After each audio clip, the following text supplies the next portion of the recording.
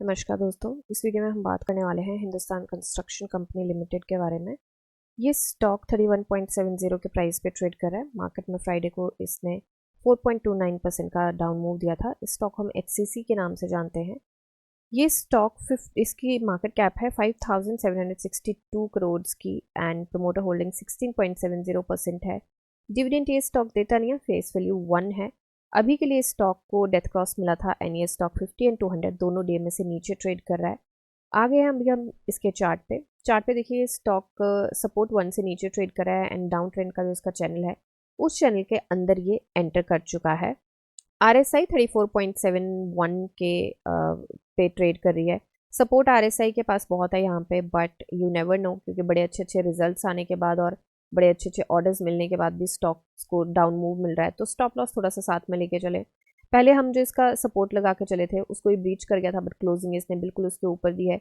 31.68 का हमने यहाँ पे सपोर्ट लगाया था, 31.67 पे इसने क्लोजिंग दी है। तो सपोर्ट और रेजिस्टेंस में दोनों यहाँ पे लेके चलूंगी। अगर इसको ये ब्रीच करता है तो इसके बाद का जो हमारा सपोर्ट आएगा 30.76 का आएगा एंड उसके बाद हमारा सपोर्ट 2 का आएगा 29.46 का।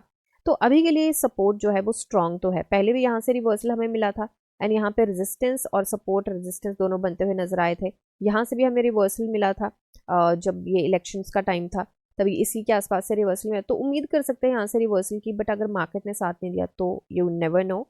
अभी के लिए वीकली चार्ट पे आ गए हैं हम एंड वीकली चार्ट पे हमें यहाँ पे बेरिश इनगल्फिंग कैंडल बनती हुई नजर आई है, जो कि एक अच्छा पैटर्न नहीं है। अब लेट्स सी क्या देखने को मिलता है। इस वीक में हमें 9.20% का डाउन मूव मिला था। वॉल्यूम की बात करें तो 10 करोड़ से ऊपर का वॉल्यूम रहा था एंड पिछले वीक में 13 करोड़ के ऊपर का वॉल्यूम रहा था। तो वॉल्यूम भी काफ़ी स्ट्रॉन्ग रहा है, बट थोड़ा कम रहा है ज़रूर। 38.47 पे है RSI अब लॉन्गर रन के लिए देखें, लॉन्ग टर्म के लिए देखें तो बहुत अच्छी स्टेज पे है, बट अगर शॉर्ट टर्म के लिए देखें तो ऑफकोर्स हमें वहाँ पे हिकअप मिलता हुआ ज़रूर नज़र आया है। यहाँ पे एक हमारा पैटर्न भी बनता हुआ नज़र आ रहा है, जो कि कप एंड हैंडल का पैटर्न है। तो लेट्स सी, क्योंकि जब बोला जाता है कप एंड हैंडल का पैटर्न जो होता है, जब वो निकलता है तो बहुत अच्छे स्ट्रॉन्ग मूव मिलते हैं। जितना लॉन्गर पीरियड का ये रहता है तो उतना ज़्यादा अच्छा रहता है। तो ये काफ़ी लॉन्ग पीरियड का पैटर्न यहाँ पे बनता हुआ नजर आए, तो इसको भी थोड़ा ध्यान लगा के चलें। एंड अभी के लिए चलते हैं एक बार डेज के चार्ट पे। तो डेज पे चलते हैं हम BSE पे इसका प्राइस बैंड है 20% का। यहाँ पे न्यूज़ ऐसा कोई नहीं है, रिजल्ट का कोई अता पता नहीं है कब आना है।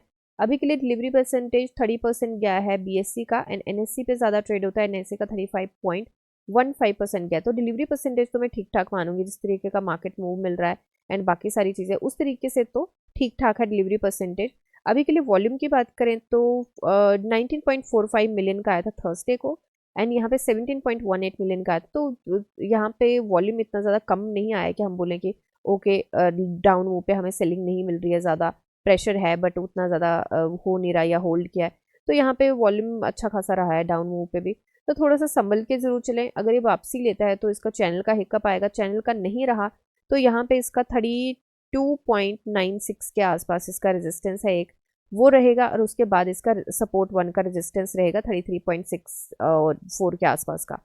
तो उन सारी रेजिस्टेंस को ध्यान में लेके चले।